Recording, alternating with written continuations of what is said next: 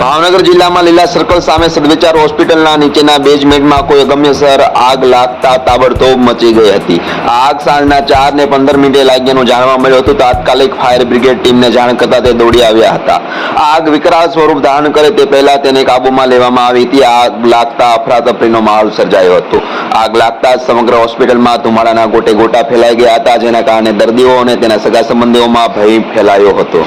પરિસ્થિતિને કાબુ લેવા માટે તાત્કાલિક હોસ્પિટલના સ્ટાફ અને ફાયર બ્રિગેડ દ્વારા બચાવ કામગીરી હાથ ધરવામાં આવી હતી. ખાસ કરીને વોર્ડમાં દાખલ દર્દીઓને સુરક્ષિત રીતે બહાર કાઢવાની પ્રક્રિયા ઝડપથી શરૂ કરવામાં આવી હતી, જેમાં કુલ 28 દર્દીઓને રેસ્ક્યુ કરવામાં આવ્યું અને દરેકને બીજી હોસ્પિટલમાં રિફર કરવામાં આવ્યા હતા. સદનસીબે આ ઘટનામાં કોઈ જાનહાનિ નોંધાઈ નથી. નમસ્કાર.